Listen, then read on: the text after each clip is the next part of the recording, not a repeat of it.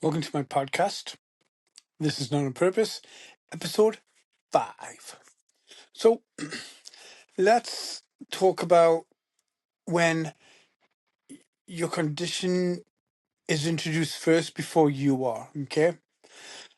What I mean by that, like, there's a moment that happens before you even speak, right? Before your name, before your story, before people know anything about you. Your body introduces you, sometimes with a movement, sometimes with a sound, sometimes with silence that feels loaded. And once that happens, everything else gets filtered through it. Um, like when the label walks in first, right, is what we're going to call it. I've been in rooms where I can feel it immediately. The tick happens, you know, people notice, and suddenly I'm not just a person in the room. I'm the guy with Tourette's. Doesn't matter what I do for work. It doesn't matter what I'm there to say. It doesn't matter who I am outside of that moment. The label arrives first, sorry. And it takes up space, right? Like when you're younger, when you're a child, as a kid, I didn't know I was being introduced before I spoke. But adults did. Like teachers would explain to me other teachers, parents would explain me to other parents, sometimes explaining me to me, right? As in, like, this is just how he is. He can't help it. Just ignore it. It'll go away. You know, all well intentioned. I'm pretty sure all necessary, and still, it taught me something early. My identity required footnotes, or for some of you that are old enough, Cole's Notes version. Here's the problem with labels. If you don't explain, people misunderstand, right? If you do explain, people reduce you to it, to the label, right? Explain too little and you're rude. Explain too much and you're defied by it. So you live in the middle, constantly calibrating. Do I say something now? Do I let them guess? Do I correct it later? It's exhausting managing your own introduction, right? Some people have asked me before, like, does Tourette's define you? People ask this like it's a thoughtful question. Does Tourette's define you? And I get what you mean. But here's the honest answer. It doesn't define me. Maybe when I was younger it did, but as I've gotten older, I've realized, but it shapes how the world meets me, right? And that matters. Identity isn't just who you are, it's who you're allowed to be before explanation, right? But what I want to say is I am more than Tourette's. That's true. But Tourette's is also a part of me. Not a flaw, not a tragedy, not a side note.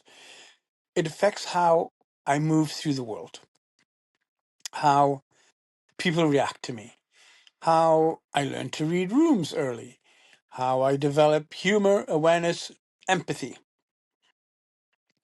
So, no, it doesn't define me, but it is in the story, whether I like it or not. When when people introduce you for you, right?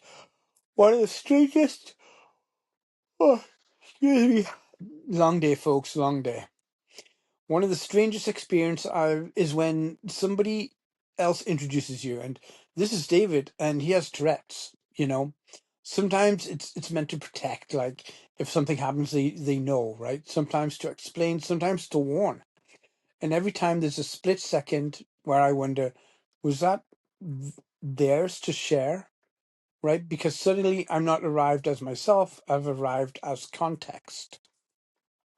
Which is, I get it, because some people don't want to feel the tension in the room, that comes with, oh, who's this guy? Why is he tweaking out? Why is he, making noises and twitching, right? I get it. That's what some people are, right? But there's a power in choosing when I name it, like when I say it, when it's on my terms, right? When it comes to me with nuance instead of assumptions. That's part of why this podcast exists. Not to erase the label, like let's get that right, but to reclaim it, to say, yes, this is part of me, and no, it's not the whole story. But here's the quiet truth. Some days I don't think about it. It's not always on the top of my mind. Tourette's at all. It's not always in the forefront of my head. I'm just living, thinking, laughing, being human. And then a tick reminds me the world still sees it first. That tension never fully goes away, but I'm learning something important. I don't owe anyone a performance of normal. I don't owe anyone a polished explanation. And I don't owe anyone access to my full story. What I want you to sit with, right? If you're listening and you live with something visible, you're allowed to decide how you're introduced. If you don't live with something visible, pause before you reduce somebody to the thing you notice first. There's always more person there than you think. Okay. In closing, next episode, we're talking about relationships, dating, friendships, intimacy, and what it means to be seen by someone who actually stays. This is not on purpose.